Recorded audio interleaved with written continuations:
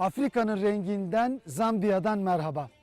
Zambiya'ya en doğusundaki Nakonde sınır kapısından girdikten sonra yaklaşık 1000 kilometre kadar Lusaka'ya, oradan da 600-700 kilometre kadar devam edip Malawi'ye doğru yoluma devam edeceğim. Zambiya benim için birazcık da bilinmezler ülkesi. Ülke hakkında bilgim yok. Bu arada hava güneşli gibi görünebilir ama Zambiya'da yağmur sezonu da başladı. Şu anda Aralık ayının sonlarına gelmiş durumdayız. İnanıyorum ki Zambiya'da çok güzel ve maceralı bir gezi beni bekliyor. Afrika'nın rengi Zambiya'da başlıyor.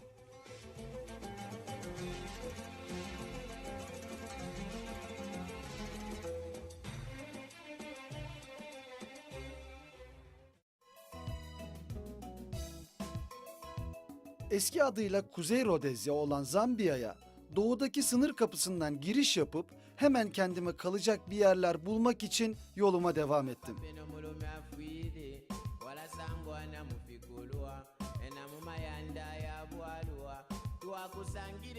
Nakonde sınır kapısından biraz önce Zambiya'ya girdim. Çok yoğun bir tır trafiği var. Herhalde ya yılbaşı üzeri ya da bu sınır kapısının özelliğinden her tarafta tır konvoyları vardı. İşlerim birazcık uzadı. Bugün de çok yağmur vardı. Çok ıslandım. Kendimi de çok iyi hissetmiyorum açıkçası. Bir tane tır garajı buldum. Hemen sınırın dışında 5-6 kilometre dışında. Bu gece burada kalacağım. Yarın sabah bir kendimi dinleyeceğim. Bakalım ne durumdayım. Ona göre yoluma devam edeceğim.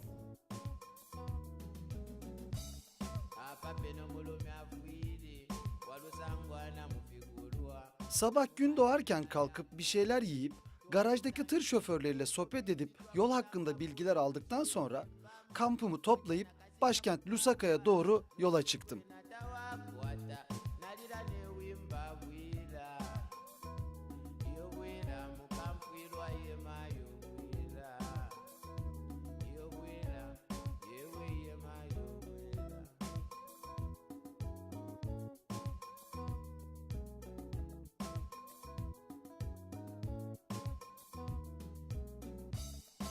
Pakushendola wetana kashi shakulumbule nde kusoka bonse balishyiba walifwirwa mayo kepa ishoto aiche. Hafif tropikal iklime sahip ülkenin yemyeşil doğası ve düzgün yollarında motor sürmek gerçekten çok keyifli.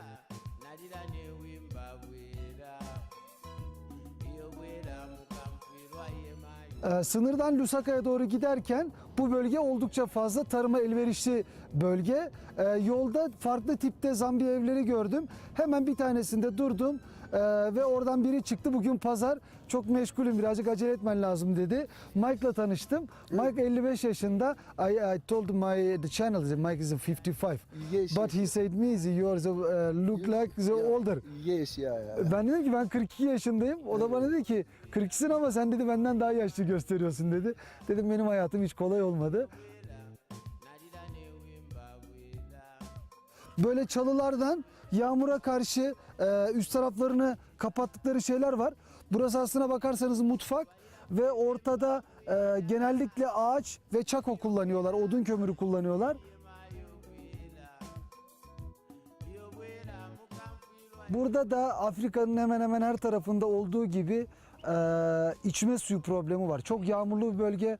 Tarım için, sulama için, başka ihtiyaçlar için çok fazla suya ihtiyaçları yok ama içme suyu sıkıntısı burada her tarafta var.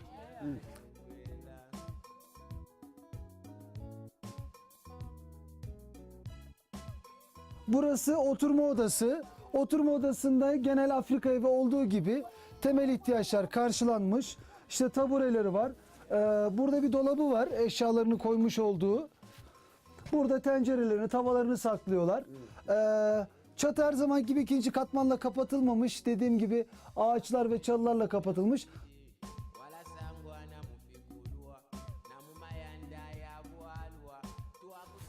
Burada çok farklı bir şey var. Şimdi biz buna köyde Yes, dibek diyoruz.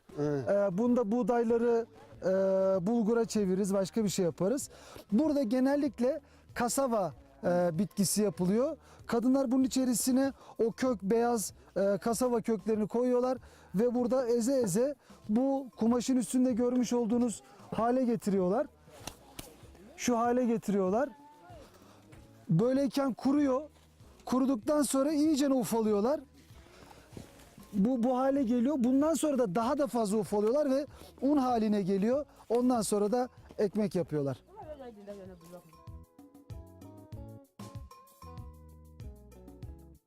Cana yakın ve neşeli bu aileyle geçirdiğim kısa zaman bana ülke insanı hakkında da fikir vermeye başladı. İnsanlar çok cana yakın ve güler yüzlü.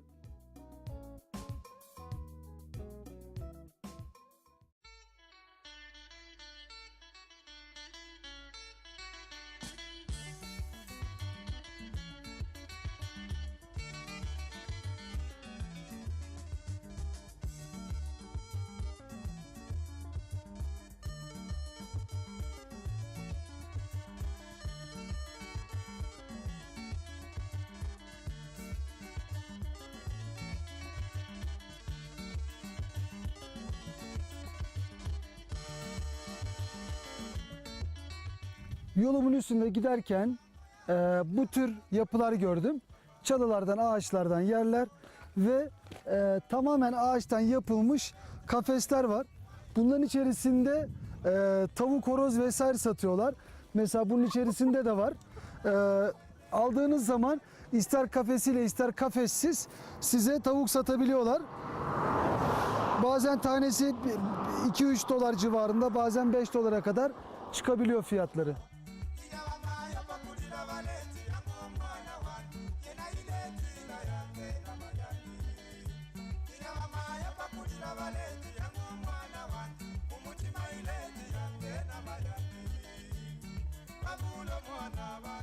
Bugün pazar.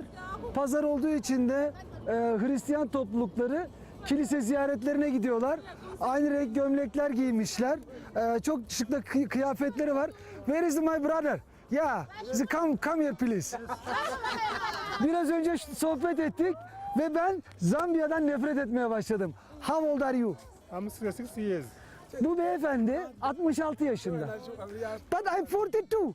You're 42. But I'm older. You seem to be very, very old. Yeah, why? I don't know. Sıkıyım amca 66 yaşında. 12 tane çocuğu var. Şu sarı bereli olan onun torunu.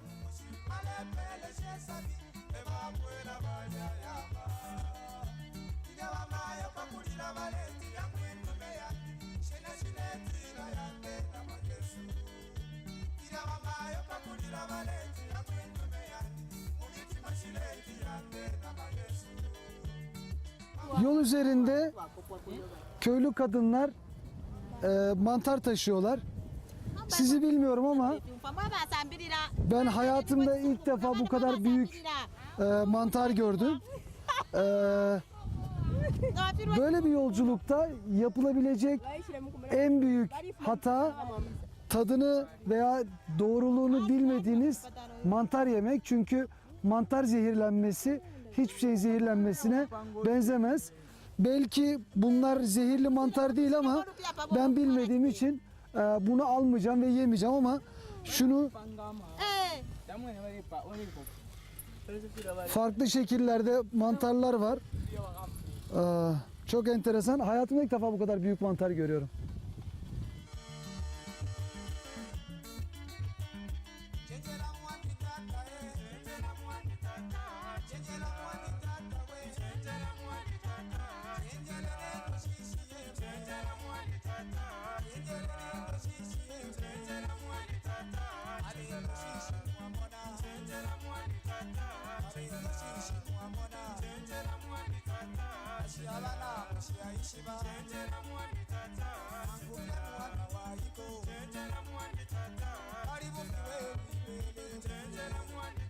Sınırdan Lusaka'ya doğru gidiyorum. Yaklaşık 1014 kilometrelik bir yol. Git bitmedi. Sıkıcı da bir yol. Çöl gibi, yani her taraf yemyeşil ama hiçbir şey yok. Yani yol üzerinde bir iki küçük atraksiyon gördüm ama yani başka bir şey yok. Belli bir mesafeye kadar geldim. Sonra kamp yapmak zorundayım. Burada yerleşim inanılmaz seyrek. Yani moteli bırakın, köy bulmakta bile zorlanıyorum. Sonra bir yerlerde kalabalık bir yer buldum. Bir alan gördüm. Hemen yanaştım. Dedim ki ya burada kamp yapabilir miyim? Emekli öğretmenimiz Mrs. Mekombe evinin hemen kenarında benim çadırım için bana bir yer verdi. Bu gece burada kalacağım. Çok güvenli bir yer. Hem de bana tuvalet banyo yerini gösterebileceğini de söyledi. Çok da hoş bir yer. Bu gece burada kalıp yarın sabah erkenden Lusaka'ya doğru devam edeceğim.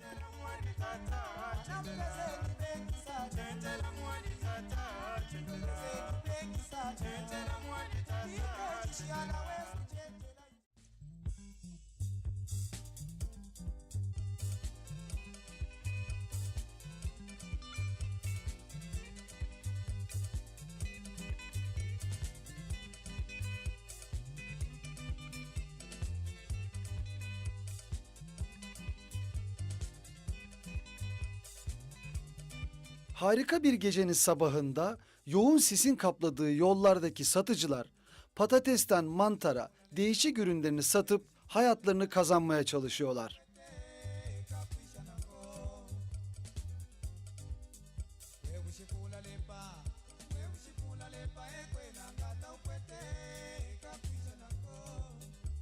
Zambiya'nın kırsal kesiminde yerleşim birkaç kulübeden oluşan köylerden oluşuyor ve oldukça seyrek.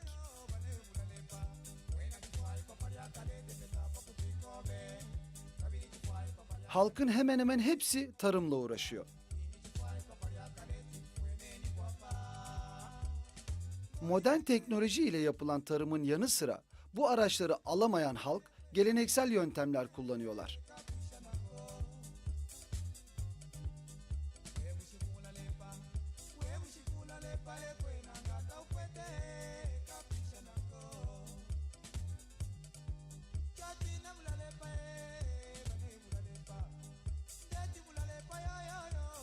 Gittikçe yoğunlaşan bir yerleşimin sonunda başkent Lusaka'ya ulaştım.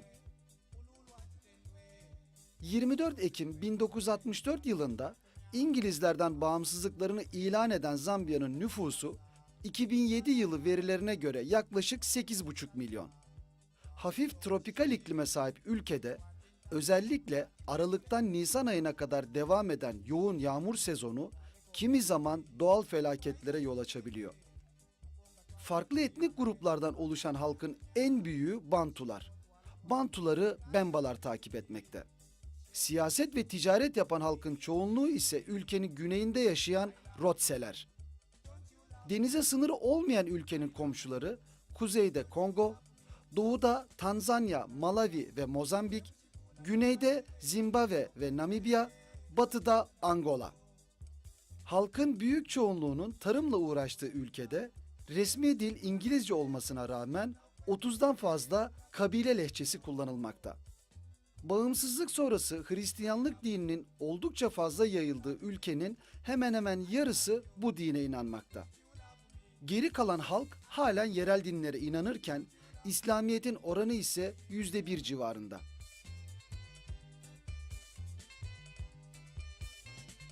Başkent Lusaka'da motorumla kısa bir tur attıktan sonra ilk durağım Türkiye Cumhuriyeti Lusaka Büyükelçiliği.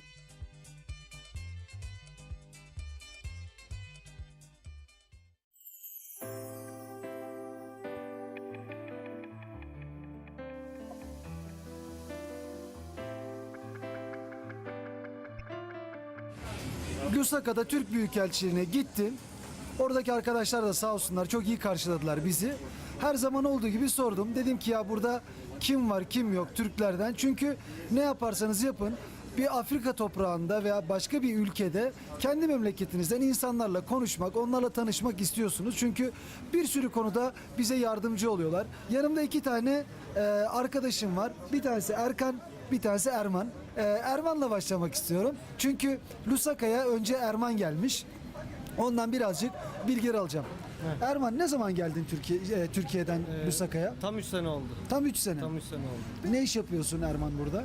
Evet, burada parke taşı üretimimiz var.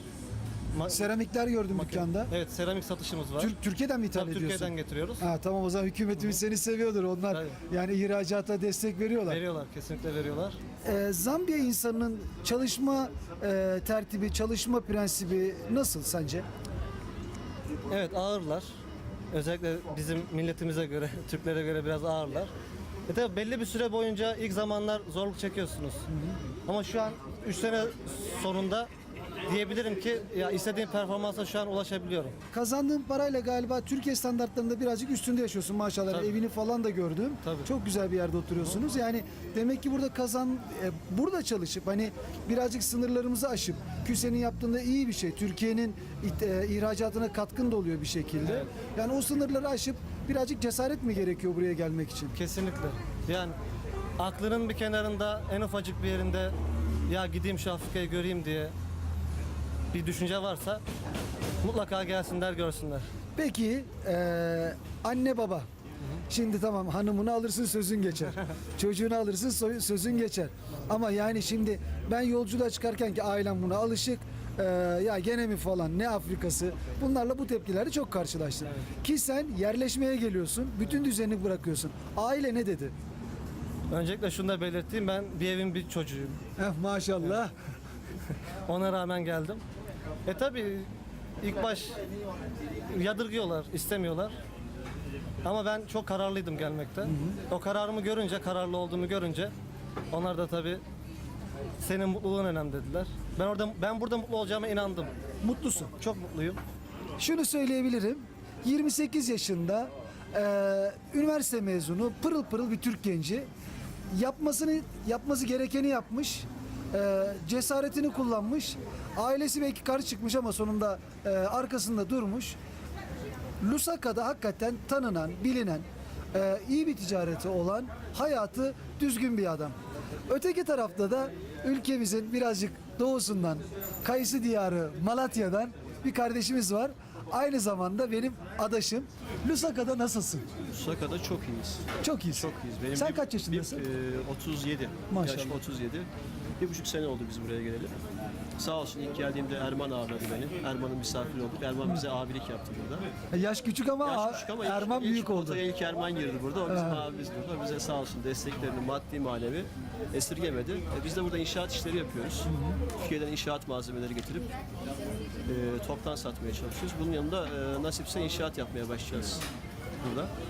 İşte aileyi getirdik. Aile geleli 3 ay, 4 ay oldu. İşte bu 2 ay içerisinde oğlum İngilizceyi öğrendi burada mesela. Sıfır bir İngilizceyle geldi 9 yaşında. Şu an İngilizceyi gayet iyi yani memnunum. Benden daha da ileri götürdü. Peki yengenin durumunu biliyorsundur. 3-3,5 ay olmuş. Bir Türk kadını burada nasıl yaşar? Yani mutlu mu, alıştı mı? Nasıl bir hayat var? Yani akşam kapıyı kapattığı zaman ya ne işimiz vardı bizim burada falan diyor mu? Yok aksine çocuklar, aile benden çok çok daha mutlu burada. Ne güzel. Yani ilk başta bir çekinceleri vardı belki ama çok çok mutlular burada. Türkiye'deki genç iş adamlarına bizim mesaj verebilme ihtimalimiz olabilir mi Afrika ile ilgili? Tabii ki. Tabii ki. Ne önerirsin? Ne yapmaları gerekir ilk önce? İnsanların gözünü kapatıp gelmesi lazım buraya. Yani dil diyorlar. Ben buraya geldiğimde üniversite mezunuyum. Dil bilmiyordum. İngilizce'den hiçbir şey bilmiyordum. 3-4 ay içerisinde çözülecek bir mesele. Anladım. Yani burada Türkiye'de bir iş yapmaktansa eğer yeni bir atılım içerisinde olan abilerimiz, kardeşlerimiz varsa muhakkak gelsinler. Afrika'nın hangi ülkesi olursa olsun görsünler. Vallahi ben kendi adıma gerçekten çok keyif aldım onlarla sohbet etmekten. İkinize de gerçekten hem misafirperverliğiniz hem bize gösterdiğiniz destekten dolayı gerçekten çok teşekkür ederim.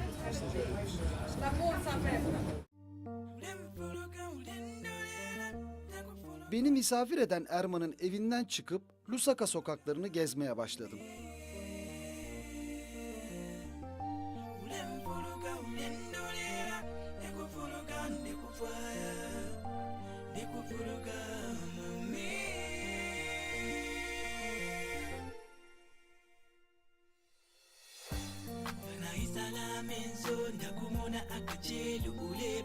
Sabah erkenden Lusaka sokaklarını gezmeye başladım. Zambiya'da yağmur mevsimi artık yavaş yavaş başladı. Gece hem yağdı, kesildi, sabahleyin birazcık daha yağdı. Kasvetli bir hava var. Daha sonra işte motorumu öylesine rastgele bir yerlere sürdüm.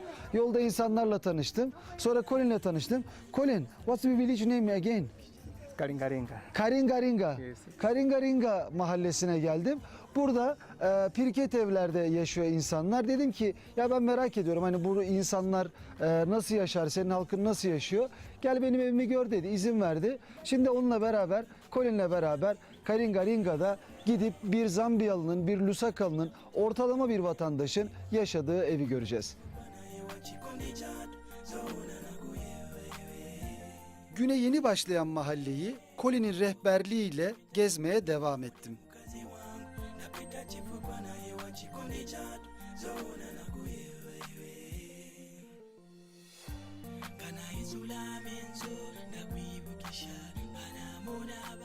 Colin'in evi standart Afrika evinden hiç de farklı değil. Tek bir göz oda var. Duvarlar pirketten. Bu arada Lusaka'da gene pirket işini Türkler ele almış. Hemen sağ tarafımda bir mutfak var. Bu tarafta çok da güzel dizilmiş plastik bardaklar. Yani burası, şu altındaki zaten lavaboymuş. Colin onu bana söyledi. Sonra burada mutfak dolabı var. Mutfak dolabında çatalı, bıçağı, plastik kapları. Burada gene bir çalışma masası diyebileceğimiz bir masası var. Bir Zambiyalı'nın Lusaka'da basit bir mahallede, ortalama bir mahallede yaşadığı hayat bu.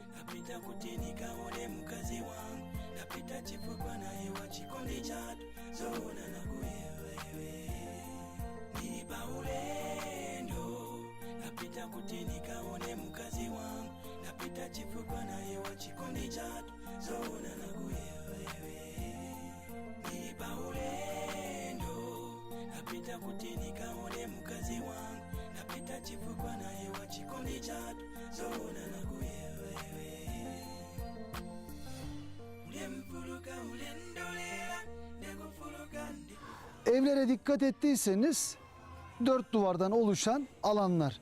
Yani insan düşünüyor, bu insanlar ihtiyaçları nerede gideriyorlar diye. İşte bu etraftaki 6-7 tane evin ortaklaşa kullandığı tuvalet bu. İçini göstermek istemiyorum size ama ben gördüm. Çok da görülecek bir yer değil. Ama burası tuvalet, mahallenin ortak tuvaleti. Burası insanların yıkanmak için kullandıkları yer. Çalıyla kapatmışlar. Burada bir giriş alanı var. Bu örtü gibi bir şeyle herhalde önünü kapatıyorlar. İçerisi görülebilecek bir yer. Çünkü sadece taş ve fayans parçaları var.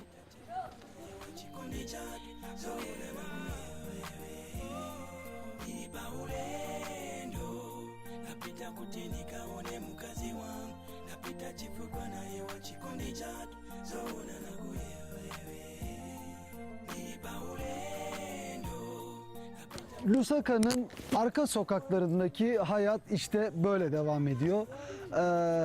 Bazen üzücü ama buradaki insanların bu şartlarına rağmen güler yüzle beni karşılaması da gerçekten çok hoş.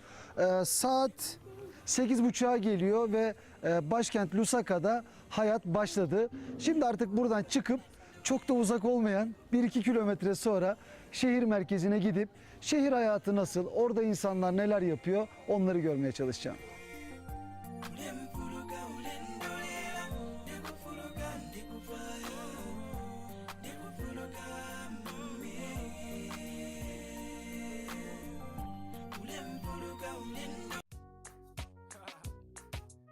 This is my love song. It's very simple, so you can sing along. Başkentin düzgün ve modern yüzünün hemen yanındaki halk pazarını dolaşmaya gittim.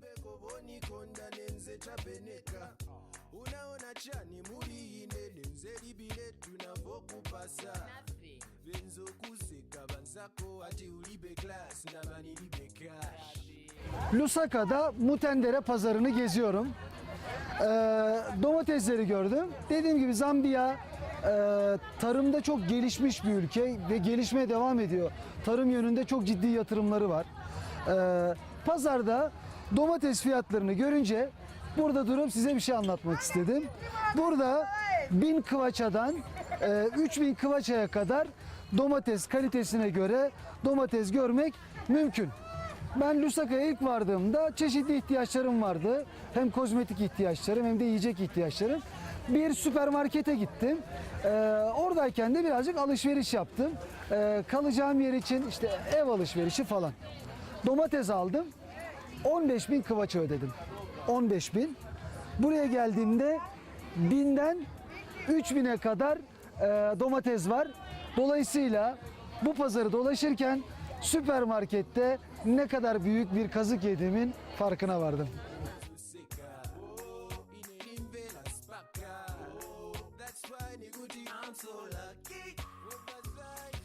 Bu ülkenin de kendine has yiyecekleri var tabii ki. Sebzelerin dışında. Uganda'da hatırlarsanız çekirge vardı. Burada da 2 tane farklı yiyecek var elimde. Bunlardan bir tanesi bir tırtıl. Bunu kurutuyorlar. Güneşte böyle kuru hale getirip yiyorlar. Bir tanesi de ağaç köklerinden, ağaç gövdelerinden çıkan bir kurtçuk. Bunların isimlerine de vinkubala diyorlar. Çok da yemeği tercih etmiyorum açıkçası.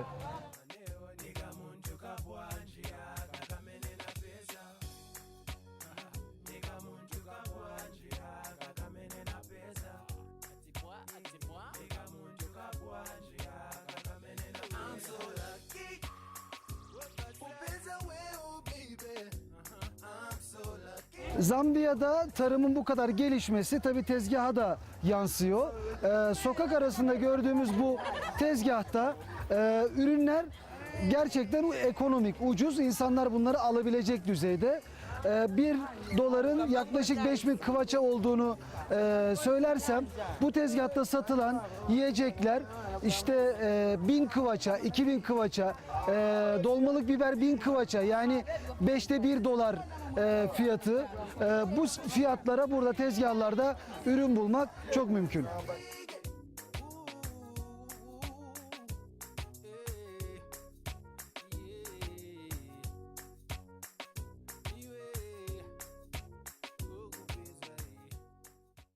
Lusaka gerçekten çok ama çok güzel bir şehir.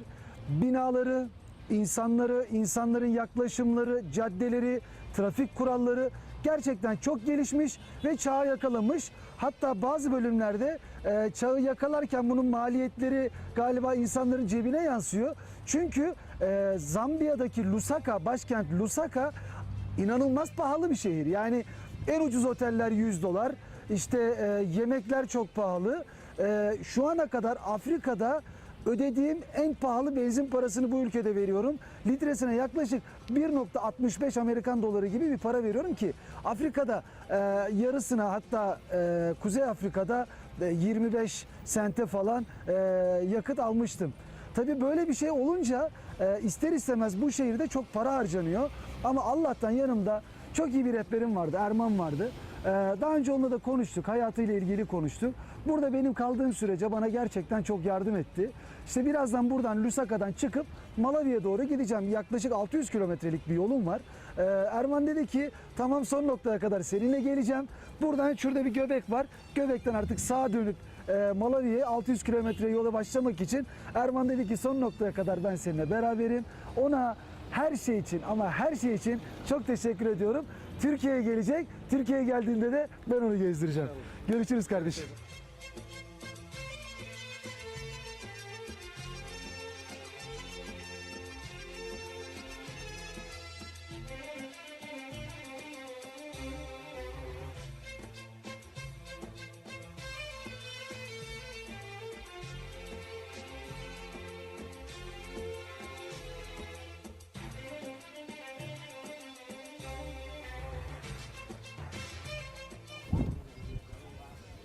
Zambiya'ya Nakonde sınır kapısından girdikten sonra yaklaşık 1000 kilometre kadar sürüp Lusaka'ya vardım.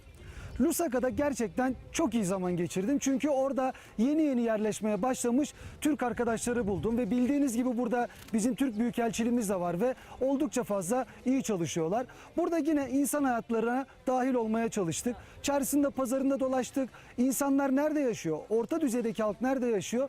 Bunları görmeye çalıştım. Ve şimdi Chipata sınır kapısından çıkıp artık Malawi'ye gidiyorum.